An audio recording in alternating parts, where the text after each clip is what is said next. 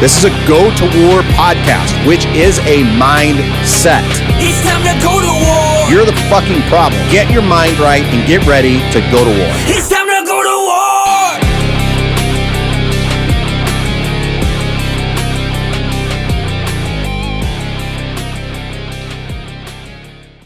Hey everybody, welcome to the Go to War podcast. This is your host, John Paramore, and self-belief. We're going to talk a lot about that today. We're going to talk about the mastery and what is self-belief. And listen, I know when I do these podcasts from time to time, some of them are hard to listen, right? They're hard to listen to. There's some lessons in these things that are not the funnest thing to go through. But I get that, right? And I come into these podcasts with the sole intent to give you or challenge you with some level of knowledge that makes you think about things, that makes you consider something else other than what your current level of beliefs are is actually possible. And I get it, right? Sometimes I get messages that are like, man, that was tough to listen to. And mostly because some of the lessons that I teach are like the kick in the nuts, right? Like they're just that thing that's on my mind, something that has triggered it or something from my past has come into play, and I want to share it with you guys. So I appreciate you guys hanging in to some of these podcasts. Now, today, we're going to switch gears a little bit, and we're going to go into a super positive side of things and mindset, which is the mastery of self-belief. And this is this is definitely one of the things that's changed my entire life and my entire outlook on life and how I'm able to create things so quickly, and where I really learned how to trust myself, right? And that comes through a lot of self-belief. And I'm going to tell you inside this podcast today, I'm going to actually give away this information and tell you what it takes to master the art of self-belief. Because I think when I come in contact with a lot of different people and they do not have a high level of self-belief, in fact, they have the opposite. They've got a lot of self-doubt. I'm going to go through both of these things. What creates self-doubt and how do you get self-belief? How do you master the belief in oneself? Okay. So before we do that, just like I do on almost every podcast, you guys know by now, these podcasts are not sponsored. I don't get paid to do these podcasts. This is something that it's like a give back project for me. It's something that I'm taking 20 years of business experience, dumping into this podcast. And the only thing I ask you guys to do when you listen to this podcast is like it, comment, and share it. That's it. Subscribe. That's the other thing. Like it, comment, share it, subscribe. Okay. That tells me that you guys are enjoying the content, that you guys want more of the content, that you're learning from the content, and you're not being an asshole about hoarding the content. You're sharing it out for other people to listen to. Okay. That brings me to the second point. If for whatever reason you are incredibly sensitive when challenged at any point in a podcast, or you're sensitive to language of any kind, foul language that I use from time to time when I get passionate about a topic, this is not going to be the podcast for you. I want you guys to come into this podcast and listen to this podcast for the content that's put in the podcast. Don't get hung up on, oh shit, John dropped the word fuck in the podcast. Like, don't get hung up on that stuff. That's one of those things, like when I get passionate and I'm excited about what I'm talking about from time to time, that's just going to come out. Okay. So if that offends you and you can't withstand a little bit of language, this is not going to be the podcast for you. Okay. Now we're all done with that nonsense. Let's get to the good stuff. Okay. So I'm going to talk about first and foremost, the opposite of self-belief, which is lack of trust, you not believing in yourself and what that stems from. I want you to think about something simple. Okay, let's start with something simple. I want you to ask yourself a question. In the morning when you wake up, if you set an alarm, how many of you hit snooze when the alarm goes off? Okay, now this is going to sound really trivial and incredibly simple, but it's incredibly important. At nighttime, when we set alarms with self-belief and intent that we're going to get up at that time. Or some of you guys set an alarm and it's an approximation. You set it at 5:30 in the morning. You're like, it's going to go off at 5:30 in the morning, but I really don't need to get up till 5:45. I don't understand the mindset of like sleeping for an extra 15 minutes. So why? The body produces this hormone or this chemical called melatonin. When you wake up in the morning, you're coming out of a state of your body producing melatonin, which the best thing you could do is hydrate in that moment. Pour water into your system. By falling back asleep, you're putting yourself into another sleep cycle and your body begins to produce melatonin again. Okay. So hitting snooze is incredibly toxic, not only to your day, but it's incredibly toxic to your mindset. Why? Because most people don't go to bed and tell themselves they're going to hit snooze 7 times in the morning. They go to bed and set an alarm because they plan to get up at that time. Now, when they don't get up at that time and one snooze follows another snooze, follows another snooze, follows another snooze, you're building a habit of lack of trust. You're creating problems inside of yourself where when big decisions arise, you won't pull the trigger because in the small, minute details, you're setting yourself up for failure and you're setting yourself up to not trust yourself. That's one example, right? So some of you are listening to this and be like, holy shit, I hit snooze all the time. Well, it's no wonder now think about when you've got to make key decisions and your gut or intuition is telling you to do something and you start to second guess or talk yourself out of that. That's because you don't trust yourself. You lack self-belief, okay? Also, anytime that you tell yourself a simple lie, I'm going to go a week and I'm not going to eat pizza. I'm going to go a week and I'm not going to have sugar. I'm going to go a week and I'm not going to do something. I'm going to go a day without something. I'm going to go a day with something. I'm going to do 2 workouts tomorrow. I'm going to do this, that. And then you don't follow through, okay? This is not making commitments to other people. This is making commitments to yourself. The habit and the repetition of not keeping promises to yourself is what creates lack of self-belief.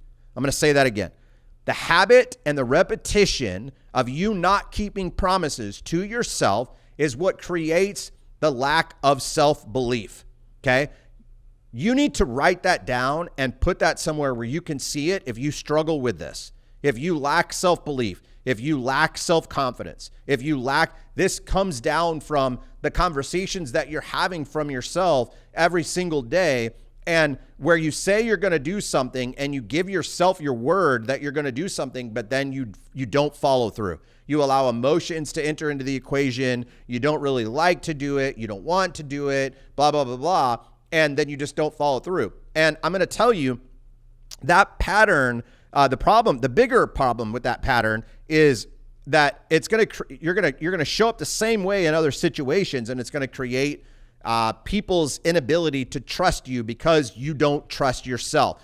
And the bigger overarching thing that you need to worry about is when you can't trust yourself, it's not possible for you to trust other people. So your ability to put leadership inside your company and trust your leaders, your ability to give your kids permission to go somewhere and trust your kids, your ability to trust your decision-making, your intuition, your creative ability, all of these things are at jeopardy when you lack self-belief. And it all stems from distrust because you can't keep your promises to yourself.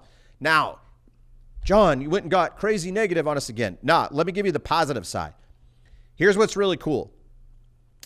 Generating a high level of self-belief is as simple as starting with something small, okay? Starting with something small, and you're not going to flip a switch tomorrow if you're struggling with this. If you're struggling with self-belief, you're not going to go, well, you know what, tomorrow I'm going to start some better habits and I'm going to start to believe more in myself. That shit doesn't work, okay? So what you're going to have to do is this is going to be a process of multiple days in a row. You're going to pick something small, something trivial. I don't care what it is. You're going to put your same pair of shoes on every day for 30 days. You're going to put the same pair of socks on every day for 30 days. I want you to pick something super freaking trivial that, like, put the hairbrush in the same spot, put the cereal box in the same spot. I don't care what that thing is, but we're going to pick one thing that you're not paying very, very, very big attention to right now. Maybe it's subconscious, something that you're doing, the way you make coffee, whatever, okay? And you're just going to commit to doing it the same exact way for 30 days. Okay. Then at the end of 30 days, you pick something different. And then you pick something. And what I would suggest and what I've done is you level up every so often. I actually did this for a period of time over 15-day cycles, not 30-day cycles, because it works the same. I just leveled up a little bit. But you slowly start to build in things that you commit to, and then you keep your commitments. And when you keep the commitment, that one goes into another, goes into another, goes into another, goes into another, goes into another. So then when you get to a position like where I am right now, I'm going to work out 2 times a day, and I'm going to do this every single day for a period of time. It's like you don't even think about it anymore because you trust yourself. You made the commitment. You know that when you make the commitment, you're going to honor the commitment, and then it just becomes like second nature. And that is what creates self-belief. So most people that know me on a personal level will tell you that I have a very high level of self-belief. When I say that something's going to happen with plus or minus a few percent, it's going to happen. Most of the time it happens. Spot on. It happens. Okay. And that's because I trust myself when I make those kind of commitments that I'm willing to do the work that's required to make that happen. I trust that despite how I feel, I'm going to show up and do the work to make that happen. That years of cycling through that type of behavior is what creates the self-belief. Okay. So why do I do a podcast about this? Because this is one of the things that I have noticed in a pattern of a lot of people where they are stuck in the cycle of self-sabotage, right? Where they do something for a while, they're making really, really great results, really, really great progress, and then all of a sudden they do something crazy and undo all of that hard work they did. It's because what they're doing is not rooted in a deep self-belief. So at some point in time down the pathway of the cycle or down the pathway of what they're working to accomplish, they will, the lowest common version of them, the lowest common version of self will show up. And it will get them and start to hammer them with a lot of self-doubt. And then instead of overcoming and rooting back to self-belief and overcoming that self-doubt that they're dealing with right now, they allow the self-doubt to take control. And then they end up dialing all the way back to where they started, all because of it's rooted in lack of self-belief. And then the opposite happens for those that have self-belief. They get down to a certain point that they're accustomed to getting to. All the bad mental stuff starts to come out and try to talk them out of undoing all the things that they're into undoing all the things that they've worked hard to do. And then instead of going backwards, they're like, no, I made a commitment. I'm going to see through to this commitment. I'm going to make sure that this thing comes to fruition. They continue to do the work. Okay. And I'm going to tell you guys, like, that's the separator. That's the separator from you creating what you want and just having an idea of what you want. That's the creator of building your dreams and just having dreams that you like to look at on some fucked up vision board. Okay. So it all starts with self-belief. Self-belief wades into self-confidence. Self-confidence weighs into trust, and trust ends up, everybody that you come in contact with says, when this guy commits to doing something, he's going to do it. That's because they can see the consistency in you doing it over a period of time, and they don't have self-doubt in you because you don't have self-doubt in you. It's as simple as that. Okay. So I want you guys to, like we do often on these podcasts, take inventory of where you are. Remember, you guys, like, don't beat yourself up. If this is you, if I'm saying this and you're like, fuck, man, like, he's for real, like this stings a little bit because I have a lot of self-doubt and self-belief and lack of self-belief.